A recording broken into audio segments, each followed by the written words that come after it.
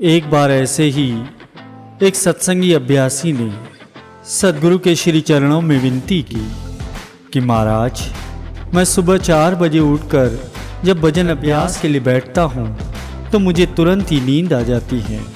मैंने जागते रहने के लिए अनेकों ही प्रयास किए, जैसे स्नान करना, हल्का सा व्यायाम करना, परंतु फिर भी मैं भजन अभ्यास के लिए जैसे ही बैठता हूँ मुझे तुरंत ही नींद आ जाती है। मैं रात में अच्छी तरह सोता भी हूँ और प्रतिदिन 8 घंटे नींद भी लेता हूँ। मैं क्या करूँ? तब सद्गुरु ने उसे समझाते हुए कहा कि जो चीज़ें अधिकांश लोगों के लिए कार्य करती हैं वे हैं स्नान करना, भजन अभ्यास के लिए उस समय बैठना जब हम बिल्कुल ही थके हुए न हो, या थोड़ा सा व्यायाम कर लेना।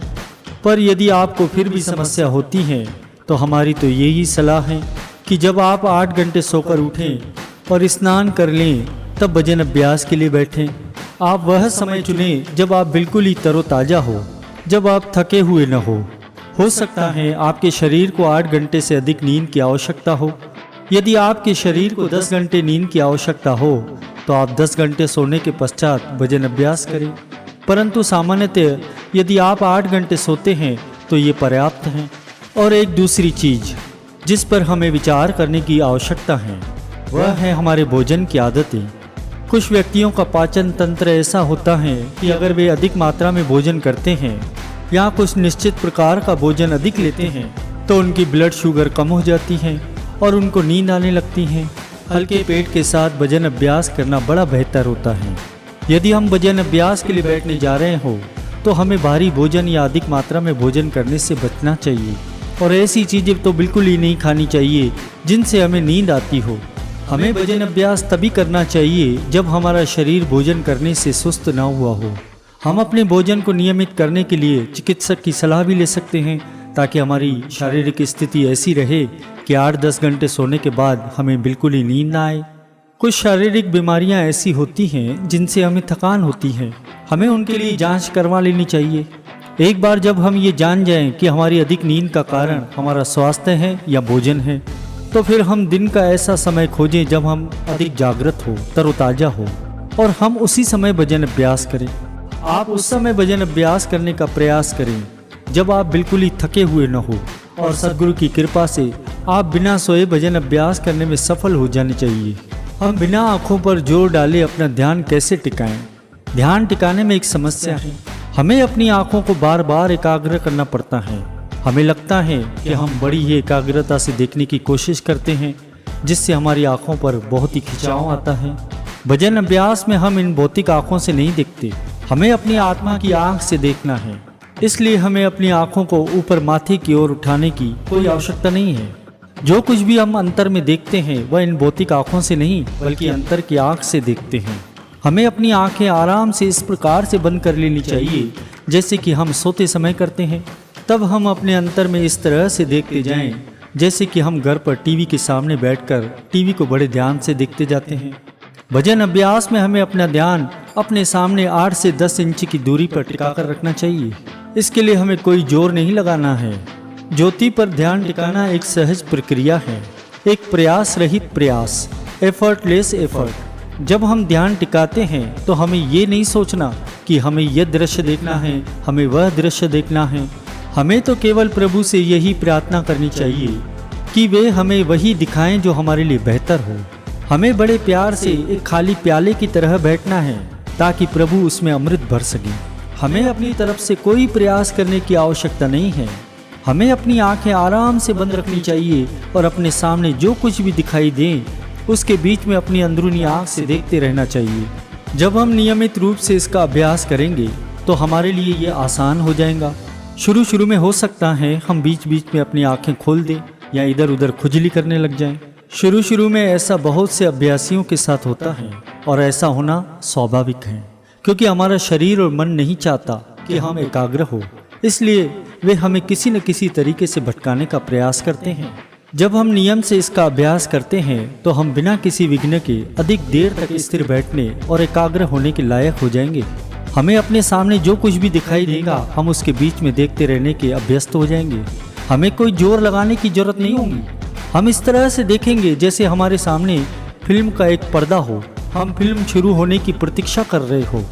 इसमें हमें अपनी आंखों पर जोर डालने की आवश्यकता नहीं रहती। जब हम भजन अभ्यास के लिए बैठें तो ये निश्चित कर लें कि हमारी आंखों के डेले, जिसे हम आई बॉल कहते हैं, वो बिल्कुल ही सीध में हो, सामने की ओर हो।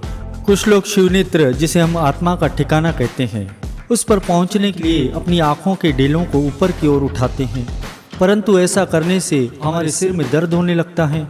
बहुत से साधकों की ये शिकायत होती है कि जब भी हम भजन अभ्यास पर बैठते हैं, आंखें जैसे ही बंद करते हैं तो थोड़ी देर के बाद हमारे सिर में दर्द होने लगता है।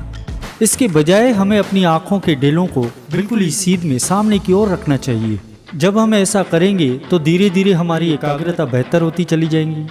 अपनी आंखों के डेलों को, आई बॉल्स को सीध में रखने की अपनी योग्यता को बढ़ाने का एक अच्छा तरीका है कि हम जब भी बैठते हैं तो हम बैठने के लिए कुर्सी ले लेते हैं, उसे दीवार से 1.5 से 3 मीटर 5 से 10 फुट की दूरी पर रखें और अपनी आंखों की सीध में दीवार पर एक गोल बिंदु बना लें। उसके बाद उसको 4-5 मिनट तक देखते रहें और फिर अपनी आंखों को बंद कर लें और देखें कि क्या आपकी आंखें उसी सीध में पूरे समय तक बनी रहती हैं। इससे आंखें बंद करने पर उन्हें सीध में रखने में सहायता मिलेगी। हम देखेंगे कि भजन अभ्यास में हमारी एकाग्रता स्वतः ही बढ़ती जाएंगी। यह एकाग्रता का सवाल है। हमें ये याद रखना होगा कि यह हमारी आंखों के डेलों को सीधे रखने का एकमात्र व्यायाम है। यह भजन अभ्यास का हिस्सा नहीं है और ना ही इसकी कोई आवश्यकता है।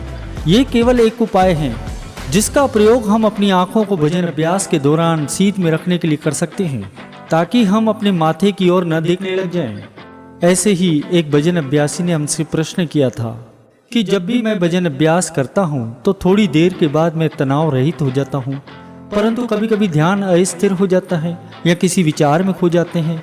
हमें किस स्थान पर अपना ध्यान टिकाए रखना चाहिए? क्या उस स्थान पर जहाँ हम विचारों में खोए हो, या फिर शिव नेत्र पर? तो हम उन्हें बताना चाहते हैं कि हमें अपना ध्यान फिर से शिव नेत्र पर वापस लाकर अपने सामने एकाग्र करके रखना चाहिए, क्योंकि जब हम ध्यान में अस्थिर हो जाते हैं या भटक जाते हैं तो हम ये पाते हैं कि हम किसी विचार में खो गए हैं। हमें विचारों में नहीं खोना, हम अपना ध्यान शिव नेत्र पर टिकाए रखना चाहते हैं। इसलिए शब्द अभ्यास में हम प्रभु के पवित्र नामों का जाप करते हैं। जब हमारा मन प्रभु के नाम में व्यस्त रहता है तो ध्यान शिव नेत्र पर एकाग्र करना आसान हो जाता है। हमारा ध्यान उस समय भटकता है जब हम शिव नेत्र पर केंद्रित नहीं रह पाते और हमारा ध्यान किसी और दिशा में चला जाता है। हमें अपना ध्यान अपने सामने 8 से 10 इंच की दूरी पर जो कुछ भी दिख रहा हो उसके बीच में टिका कर रखना है। हम अपना ध्यान इस ओर नहीं करते कि हमारी सांसें कैसे चल रही हैं, या हमारा हृदय कैसे धड़क रहा है, या हमारे शरीर में रक्त कैसे संचारित हो रहा है। यह सब तो अपने आप होता रहेगा। इसलिए भजन अभ्यास के समय हमारा ध्यान श्वासों की ओर नहीं होना चाहिए। हमारी सूरत की सभी धाराओं को, जिसे हम सेंसरी करंट कहते हैं, उसको बाहरी दुनिया से समेटकर शिव नेत्र पर एकाग्र करते हैं। इसमें हमें अपनी प्राणों की धाराओं को, जिसे हम मोटर करंट्स कहते हैं, उनको नहीं छेड़ना। प्राणों की धारा के माध्यम से ही हमारे शरीर का संचालन होता है। प्राणों की धारा हमारे श्वासों को, रक्त संचार को, पाचन तंत्र को और बालों और नाखूनों की वृद्धि को नियंत्रित करती हैं।